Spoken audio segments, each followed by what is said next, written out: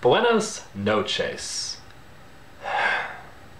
No dormir por Devon. Es muy malo.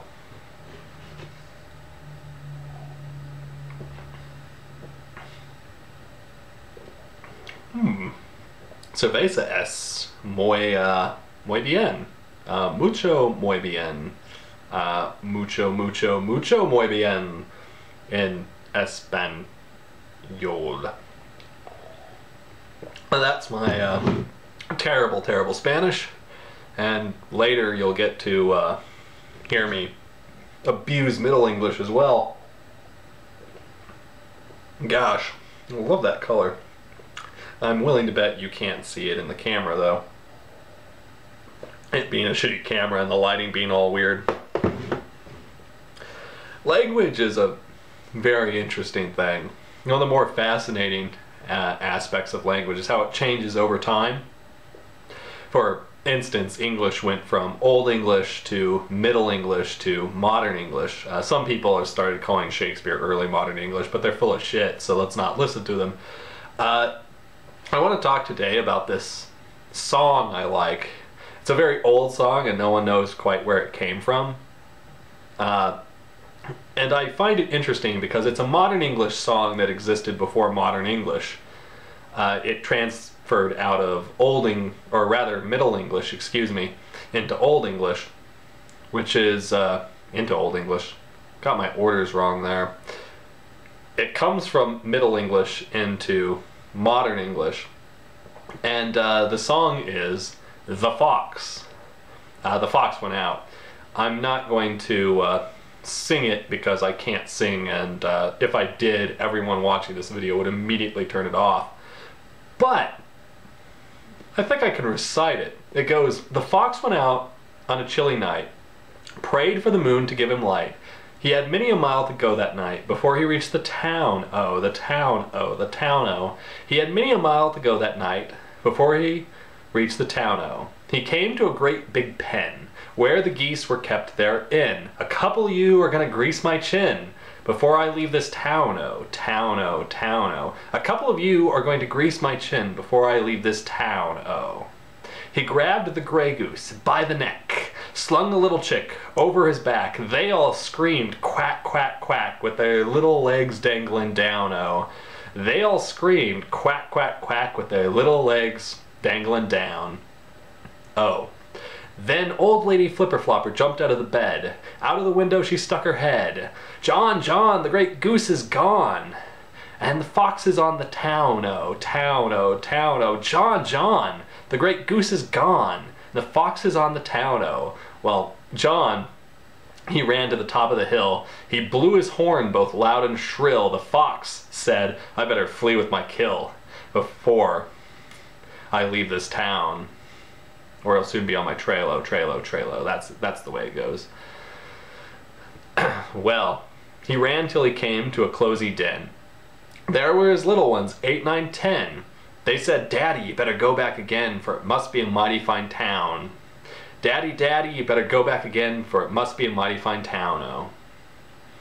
Well, the fox and his wife, without any strife, cut up that goose with a fork and a knife. They never had such a supper in their life, and the little ones chewed on the bones, oh, the bones, oh, the bones, oh. They never had such a supper in their life, and the little ones chewed on the bones. That's the modern English version, more or less. There's a lot of things that change through various versions. The version I hear most often has a screamed quack, quack, quack, but sometimes you hear called quack, quack, quack, little alterations like that. The most common thing is the verse, town, oh, town, oh, town, oh, just repeated over and over and over again.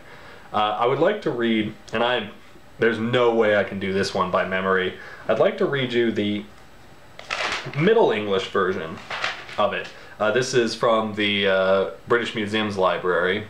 I found it on the internet and I copied it down as best I could. So I want you to listen to just a little bit of the differences here in the poem from the modern version.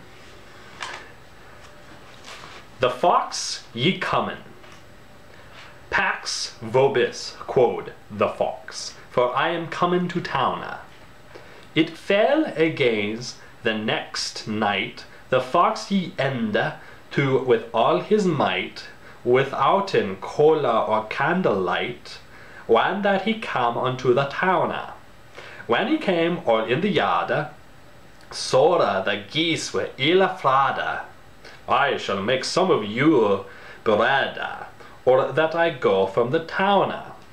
When he came all in the croft, there he stocked wonderful soft.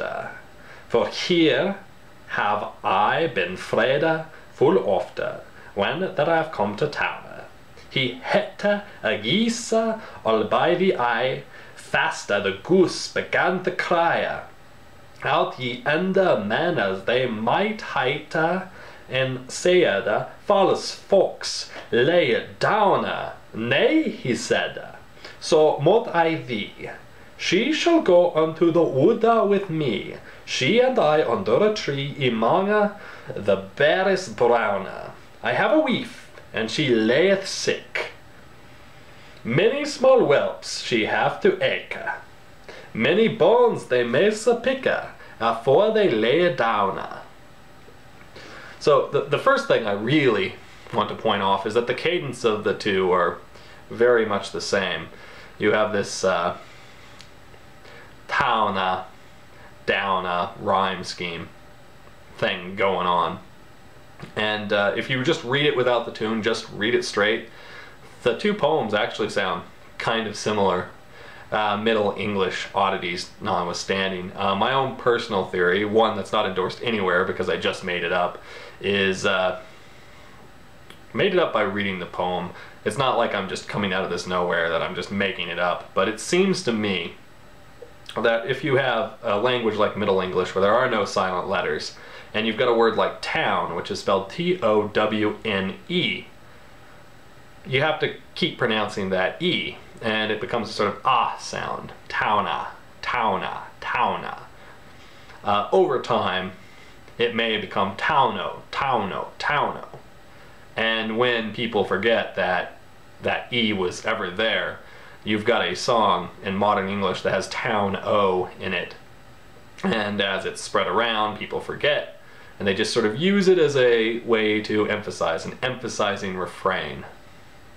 So that's my little trip into interesting language territory today with a very old song that no one really knows where it comes from, but it was Middle English, now it's modern English, and we've inherited it, and you can find it by checking out, and the version I like best is the Burl's Ives version.